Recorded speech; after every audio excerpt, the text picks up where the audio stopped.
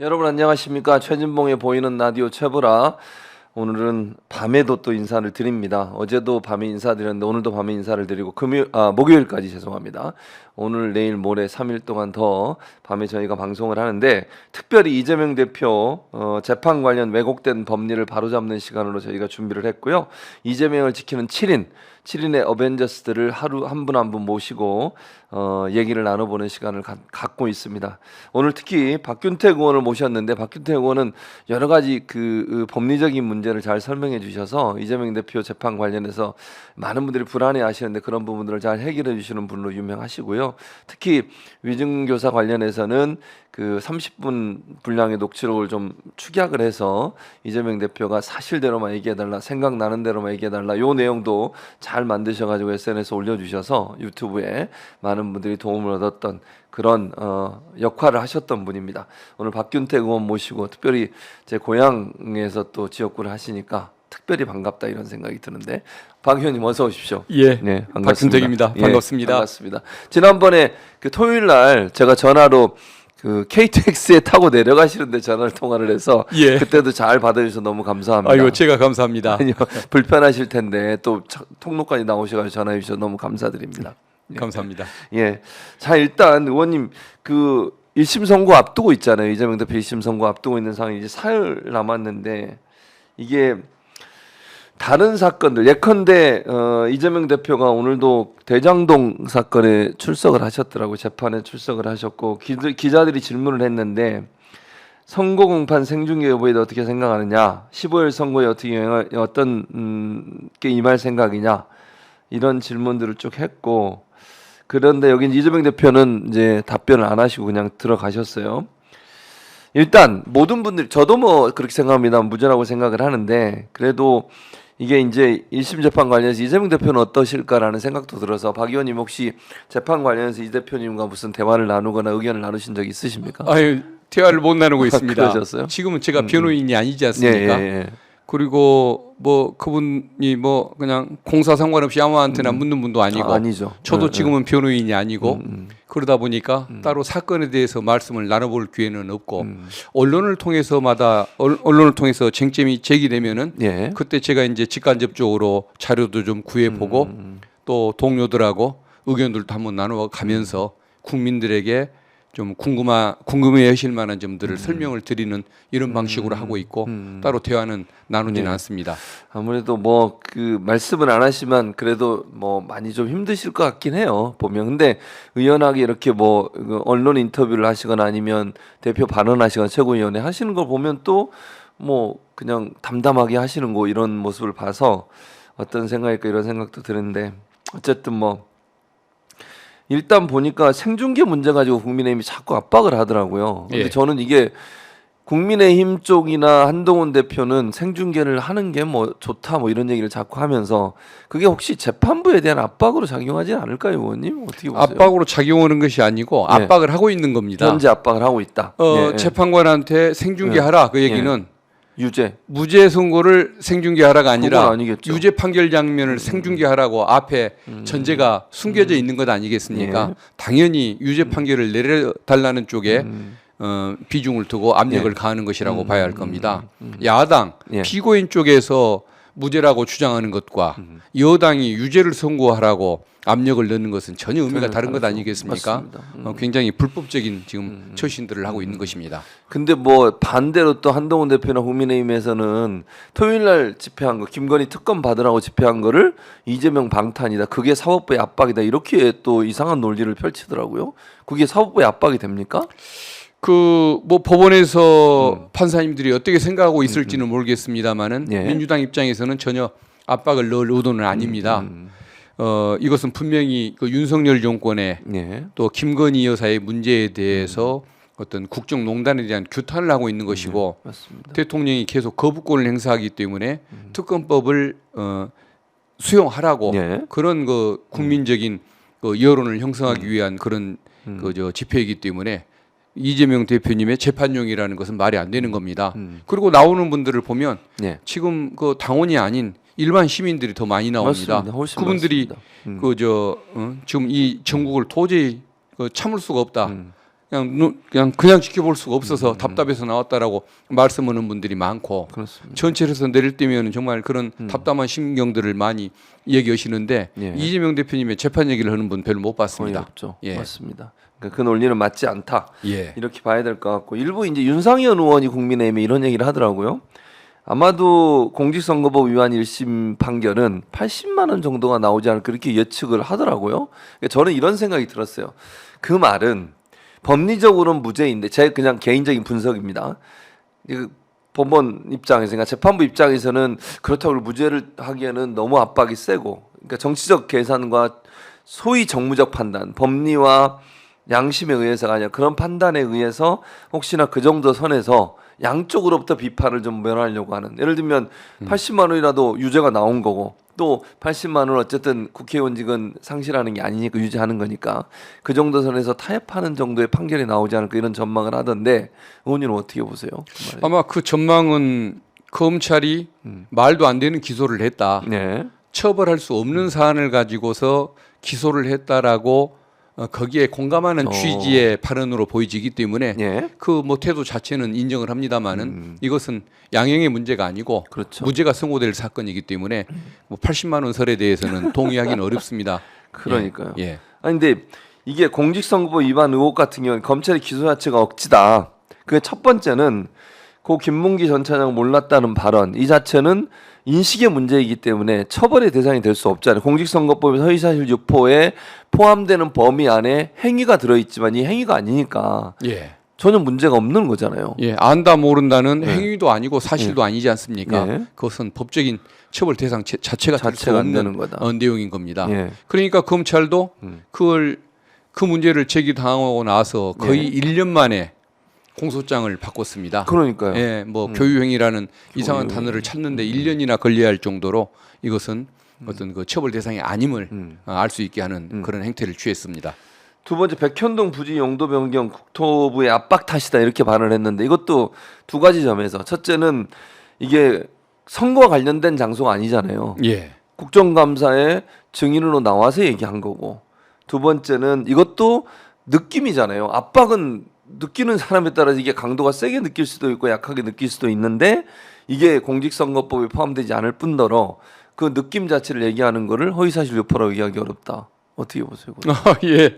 그 아마 압박을 심적인 압박을 협박이라고 표현했다고 해서 처벌을 하려는 그 시도는 아마 대한민국 사법사에 없죠. 이번이 처음일 겁니다. 네. 그런 황당한 일을 네. 뭐 했다고 볼 수밖에 없을 것 같은데 아무튼 앞서 뭐 김문기 씨를 모른다고 했던 부분이나 또 이 압박을 또 협박이라고 표현했던 것을 좀 그 정확치 못한 표현을 썼다라고 해가지고 이걸 처벌 대상으로 삼으려는 그 태도가 문제가 있는 것이고 또 법리적으로도 말씀하신 것처럼 네. 죄가 되지 않는다고 봐야 할 것 같습니다. 그러니까요. 예. 실제로 국회 증인 감정 국회 증언 감정법 보면 이렇게 돼 있더라고요. 구조 3항에 국회에서 증인 감정인 참고인으로 조사받은 사람은 이 법에서 정한 처벌을 받는 외에 그 증언 감정 진술로 인하여 어떠한 불이익 처분도 받지 않는다. 이렇게 돼 있거든요. 예. 그 법에 보면은 네, 네. 위증을 처벌하는 규정이 있습니다. 예. 바로 거기서 만약에 거짓말을 했다고 한다면 예. 위증죄로 처벌하겠다. 그렇죠. 그러나 밖에서 따로 다른 죄로 처벌받지는 않는다. 이런 의미를 선언해 놓은 것 아니겠습니까? 그렇죠. 예, 근데 저 규정도 네. 검찰은 어기고 있는 것입니다. 그러니까 이거 자체가 공직선거법과는 관계없는 문제잖아요. 예, 맞습니다. 근데 그걸 공직선거법으로 건 이유는 뭐예요, 근데 의원님? 그 어떻게든 뭐 여러 가지 죄명을 한번 걸어서 어느 하나만 걸려라 이거겠죠. 네. 지금 재판을 쪼개기 재판을 하자고 주장하지 않습니까? 네. 7개의 사건을 7개로 쪼개놓으면 7명의 판사 중에 1명만 자기들한테 유리한 성향을 가진 판사에 의해서 유죄가 나면 본인들은 7분의 1만 건졌더라도 이재명 대표로서는 그 치명적인 타격을 입는 거 아닙니까? 네, 그렇죠. 그러니까 7분의 1의 그 로또 복권 당첨을 위해서 쪼개기 재판을 주장했던 것인데 그러다 보니까 그런 심리로 되는 거든 안 되는 거든 다 걸어서 기소를 해놓은 것이라고 봐야 할 것 같습니다. 참 해도 너무한다는 생각이 듭니다. 솔직히 검찰의 태도를 보면. 예. 이재명 대표가 최후 진술 때 한 이야기가 있는데요. 이렇게 말씀을 하셨더라고요. 검찰에 수사도 기소도 많이 당했지만 과거엔 최소한 없는 자료 만들고 없는 증거를 만들어내질 않았다 이런 얘기를 하셨고, 그런데 공문서를 소위 표지가리하고, 이거 뭐 얘기 나왔던 얘기고요. 녹취 파일을 짜깁기하고, 그다음에 백현동 사건은 기소한 지 1년이 넘도록 자료 자료를 주지 않다가 1년이 지나서야 10월 13일에 복사해 주겠다고 통보했다.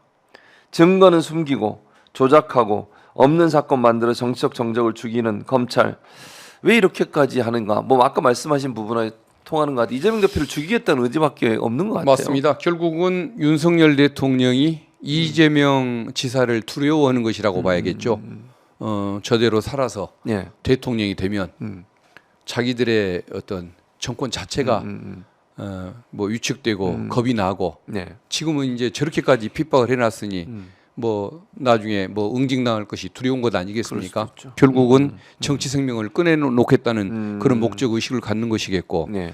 검사들은 또 그러면 또 왜 그 말을 그렇게 잘 들을까? 그러니까요. 5년짜리 대통령한테 인사 혜택을 받겠다는 것 아니겠습니까? 예. 결국은 100년 인생을 살아야 할 사람들이 5년짜리 인생을 지금 추구하고 있는 것이니까, 네. 앞으로는 그 어떤 법을 가르치기 전에 네.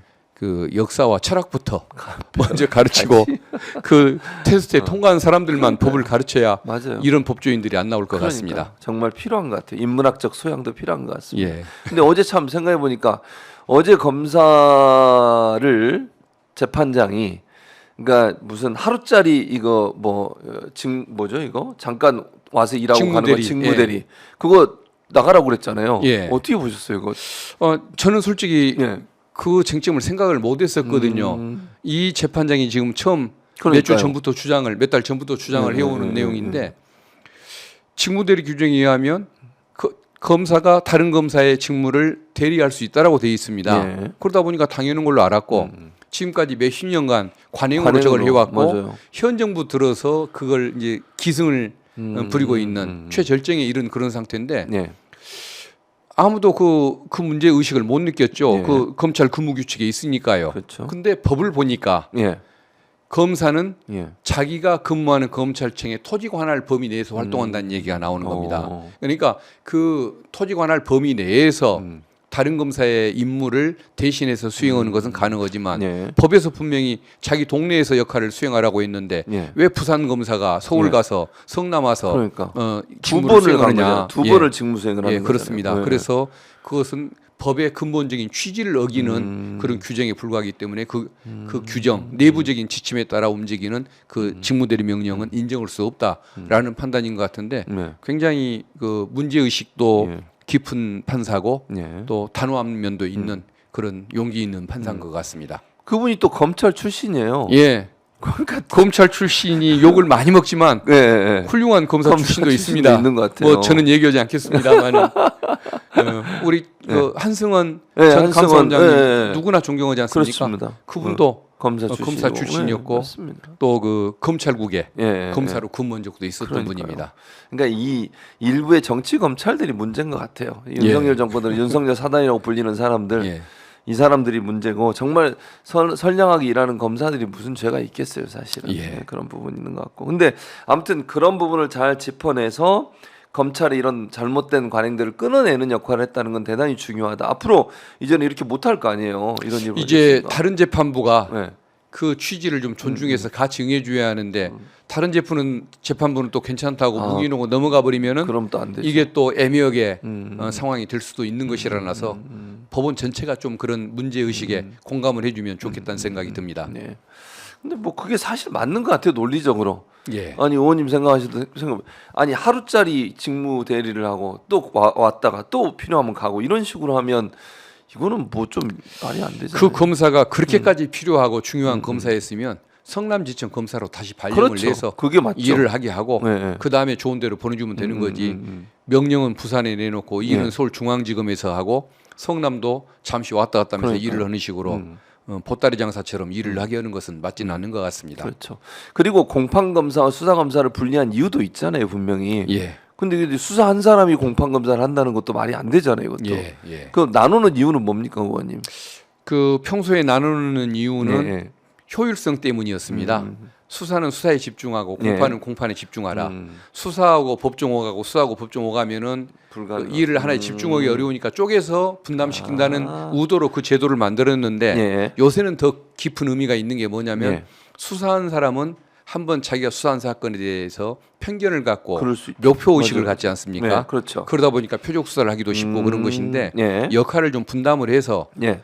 서로 견제하는 시각, 새로운 시각에서 살피고 점검하라. 이런 취지가 더 많이 들어있는 것이기 때문에 그 분리의 원칙이 의미는 달라졌지만 좀 존중될 필요가 있다고 생각이 듭니다. 그러니까 이번에 문제가 됐던 그 검사도 수사 검사한테 공판에 들어간 거잖아요, 지금. 예. 그래서 문제. 그러면 의원님 말씀하신 것처럼 혹시나 수사 검사가 편견을 갖고 있는 거를 공판 검사가 제대로 보고 바로잡을 수 있는 기회를 상실시키는 거잖아요. 예, 맞습니다. 이건 대단히 잘못된 행위라고 생각해요. 끝까지 밀어붙이려고 하겠죠. 자기가 수사한 거를 정당화시키기 위해서라도 예. 죄가 있든 없든 어쨌든 이 사람을 기소하고 이 사람이 유죄가 나와야 되는 거니까. 무죄가 나오면 무조건 항소를 해야 하고 그렇죠. 그런 항소에서도 문제가 나오면 예. 반드시 상고를 해야 하고 끝까지 아마 저 인권을 침해하기가 쉬운 것입니다. 그럴 수 있을 것 같아요. 참 답답한 상황이라는 생각이 듭니다. 어쨌든 그래도 그런 판사들이 있어서 이걸 바로 잡았다고 하는 것은 의미하는 바가 크고 지금 보니까 이재명 대표님 관련된 재판에도 이런 식으로 직무대리를 하는 경우들이 많이 있다고 하더라고요. 예. 이것도 변호인단에서 조금 문제를 제기할 필요가 있지 않을까 하는 생각도 듭니다. 예, 맞습니다. 이번 사안은 사실 변호인단에서 문제를 제기한 게 아니라 재판부에서 문제를 제기한 거잖아요. 예, 그렇습니다. 참 이런 판사들이 좀 많았으면 좋겠다는 생각이 듭니다.